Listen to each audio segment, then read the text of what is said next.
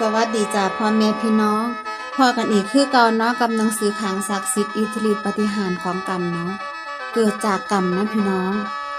องคนเฮาสิได้ชื่อว่าได้เป็นพราหมณ์เพราะชาติกำเนิดก็หาบ่แม่นดอกสิได้ชื่อว่าบ่แม่นพราหมณ์เพราะชาติกำเนิดก็บ่แม่นคือกัน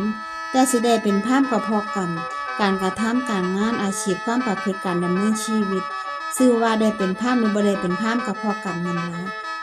บุคคลชื่อว่าเป็นชาวนาก็เพราะกรรมได้เป็นสร้างศิลป์เป็นพ่อค้าเป็นคนรับใช้ก็เพราะกรรมได้เกิดมาเป็นคนรวยเป็นคนทุกข์เป็นคนยากได้เป็นโจรเป็นทหารเป็นตำรวจเป็นปุโรหิตแม้กระทั่งเป็นพระราชาก็เพราะกรรมของเจ้าของที่เคยเฮ็ดไว้สร้างไว้เนาะพี่น้องบอกง่ายๆก็ได้คือว่าเฮาเฮ็ดกรรมอีหยังไว้เฮาก็ย่อมได้รับผลแห่งกรรมนั้นถ้ากรรมอีหยังที่เฮาบ่เคยเฮ็ดบ่เคยสร้างไว้มันบ่กลับมาหาเฮาแน่นอนสิ่งที่เฮาพออยู่ซุมื้อนี้ที่เฮาพบเฮาเจออยู่ซุมื้อนี้ก็คือผลของกรรมเก่าที่เฮาเฮ็ดไว้นั่นล่ะพี่น้องบัดนี้ภูมิปกติเห็นการที่ว่าทุกข์มันเกิดขึ้นเพราะว่าอาศัยความสัมพันธ์เกี่ยวเนื่องกันมาเนาะก็คือปฏิจจสมุปบาทฉลาดในกรรมในวิบากย่อมเห็นกรรมตามความเป็นจริงที่มันเป็น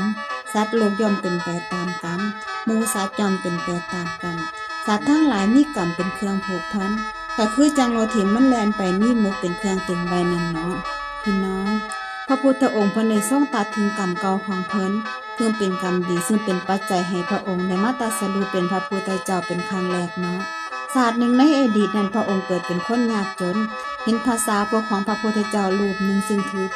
อยู่ป่าเป็นวัดแล้วเกิดเลื่อมใสจึงถวายผ้าห่มเก่าผืนเดียวที่เจ้าของมีอยู่แก่เพิ่นไปความกันนั้นก็ได้ฟังเรื่องราวของพระพุทธเจ้าจากภาษาพวกรูปนั้น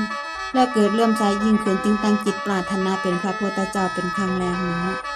พี่น้องการเริ่มต้นปรารถนาครั้งนั้นของพระองค์ส่งผลให้เพิ่นเฮ็ดความดีบำเพ็ญบารมีอย่างต่อเนื่องจนเพิ่นได้มาตรัสรู้เป็นพระพุทธเจ้าในศาสตร์นี้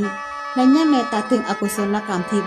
ให้ผลแก่พระองค์ซึ่งเป็นกรรมที่เพิ่นเฮ็ดไว้ในอดีตชาติแล้วก็ให้ผลในศาสตร์นี้ถึงแม้ว่าพระองค์จะตรัสรู้เป็นพระพุทธเจ้าแล้วเพิ่นก็ยังหนีบ่พ้นจากผลของกรรมนั้นเด้เฮาเองก็คือกันนั่นล่ะเฮ็ดกรรมหยังไว้ก็ต้องรับผลของกรรมนั้นแน่นอนแต่จะแปลกใจอีหลีเนาะว่าชาวพุทธเฮาในยุคปัจจุบันนี้